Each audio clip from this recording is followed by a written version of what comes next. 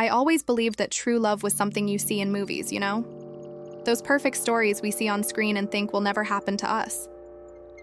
But when I met Daniel, everything changed. It was like the whole world made sense for the first time in my life. I had just graduated with a degree in marketing and was working at a small agency downtown. It was my first real job, and I was determined to prove myself. It was on a Friday, around 6 o'clock in the evening, when most people had already left, that he showed up at the office. Tall, with slightly messy brown hair, and green eyes that seemed to see straight into my soul. He was looking for the director to discuss an advertising campaign for his company. The director had already left, but I offered to help. Daniel had a tech startup and needed a digital marketing strategy. We talked for over 2 hours in that empty office, and it was the most natural conversation I'd ever had. He was smart, funny, and had this way of looking at me that made me feel like the most interesting person in the world. When we finally said goodbye, he asked for my number. Not to talk about work, but to invite me to dinner. I said yes without a second thought, which was very strange for me because I'd always been cautious about relationships. But with Daniel, everything felt different. Our first date was at a small, cozy Italian restaurant. We talked about everything, our dreams, fears, life experiences.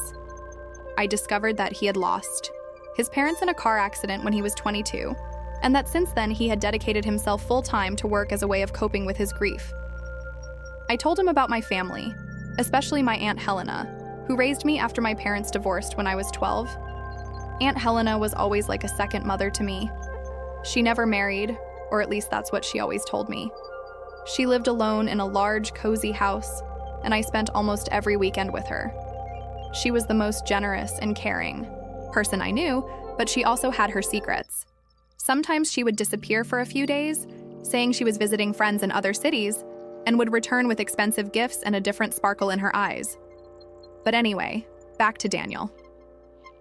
Our relationship evolved quickly. Within 3 months, we were already talking about moving in together. Within 6 months, he proposed. It was in the same restaurant where we had our first date, on a rainy October night. He got down on one knee, in front of everyone with a ring that must have cost a year's salary, and asked if I would be the woman of his life. Of course, I said yes. I was completely in love, living a dream I never imagined possible. We began planning the wedding for the following summer. It would be a small, intimate ceremony, just for close family and friends. Aunt Helena was overjoyed when I told her the news. She cried with emotion and said she'd never seen me so happy. She offered to pay half the wedding costs, which made me even more emotional. I'd always wondered how she had so much money, considering she worked as a retired teacher, but I never questioned it openly. I thought she might have investments or inheritances I didn't know about. The months flew by. Daniel and I moved into a beautiful apartment, decorated it together, and adopted a cat we named Pixel. It was the perfect life I'd always dreamed of. He supported me in everything, encouraged me in my career, and made me laugh every day. I truly believed I had found my soulmate. One thing that intrigued me was that Daniel never talked much about his social life. He had few close friends and rarely went out without me. When I asked, he'd say he preferred spending time with me, that I was all he needed. At the time, I thought it was romantic, but now I realize I should have paid more attention to the signs. Another strange thing was that he would sometimes receive calls that made him tense. He'd say they were work-related, but I noticed he was different after these conversations. More distant, preoccupied.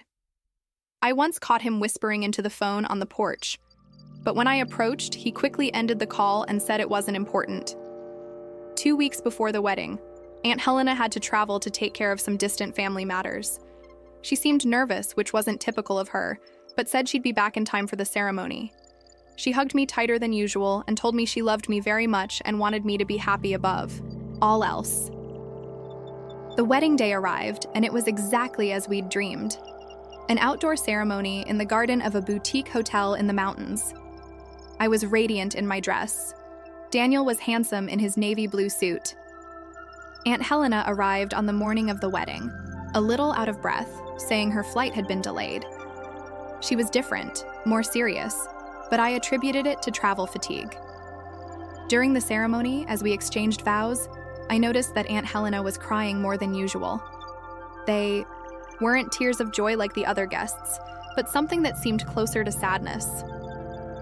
When our eyes met, she quickly looked away, as if hiding something. The party was wonderful.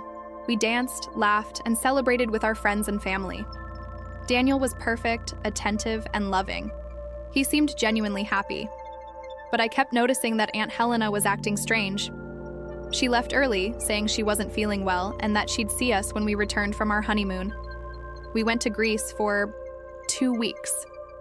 It was a dream. Santorini, Mykonos, Athens. Daniel treated me like a princess. We were incredibly happy together. We took thousands of photos, made plans for the future, and talked about having children. I was at the height of happiness, completely fulfilled. When we got back, we decided to pay Aunt Helena a surprise visit. We bought some gifts for the trip and went straight to her house on Sunday afternoon. I rang the doorbell several times, but no one answered. She had a car in the garage that I didn't recognize, a black BMW that definitely wasn't hers. I used my spare key to let myself in, thinking she might be asleep or in the garden. I called out to her, but there was no answer.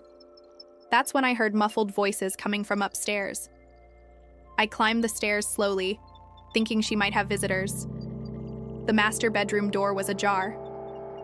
I was about to knock and announce my presence when I heard a voice that made me freeze completely. It was Daniel's voice. He was speaking. Softly, affectionately, to someone.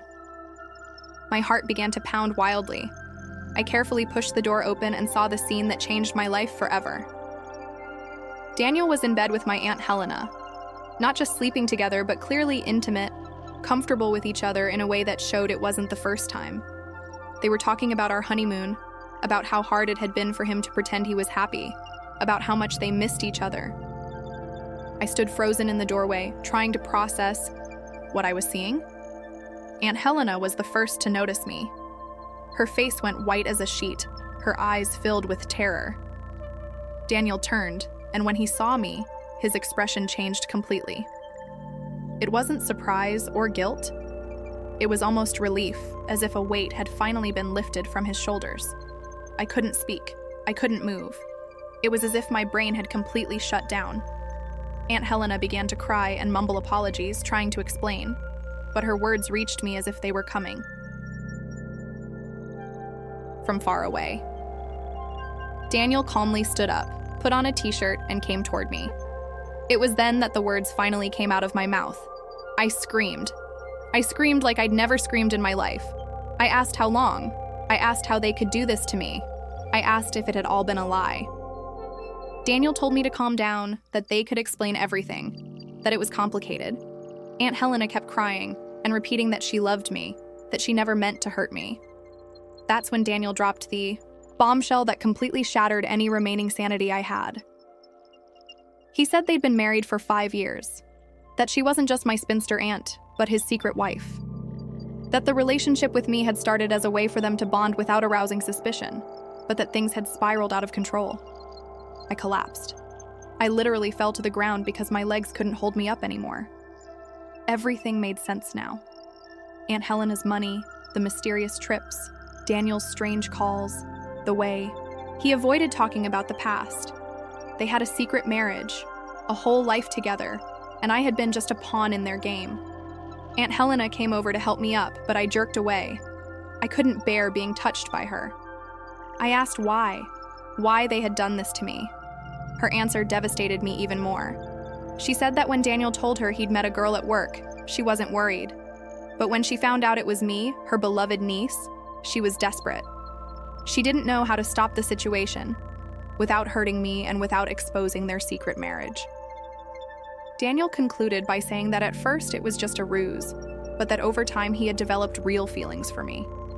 That he was confused, torn between the two people he loved, as if that made everything better, as if it justified the cruelest betrayal I could imagine.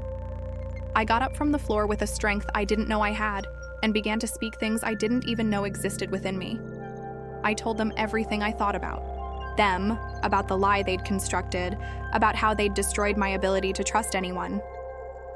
Daniel tried to interrupt me, saying we could work it out, that he truly loved me, and that it didn't have to be this way. It was at that moment that I realized the full extent of the cruelty of the situation. This wasn't just a betrayal. It was an elaborate farce that had lasted over a year of my life. They had planned every date, every romantic moment, every declaration of love. My marriage had been a complete lie, a performance for an audience that didn't even know they were watching a play. I ran out of that house and drove to my apartment, which still smelled of the honeymoon gifts we'd scattered around the living room. I grabbed all of Daniel's things I could find and threw them into trash bags. Ring, photos, clothes, gifts, everything. Each object was a painful reminder of how I'd been deceived. In the following days, they tried to contact me hundreds of times. Aunt Helena showed up at my door, begging to talk. Daniel sent flowers, letters, and tried to intercept me at work. But I didn't want to hear another word from them. There was no explanation that could justify what they had done. I consulted a lawyer to understand my rights. I discovered that my marriage to Daniel was technically invalid, since he was already married. It was almost a relief to know that, at least legally, I wasn't trapped in that farce. The annulment process was quick and straightforward. I changed jobs, moved to another city, and cut off contact with all the family that might have connected me to Aunt Helena. I needed to start over completely, far from any memory of that period in my life.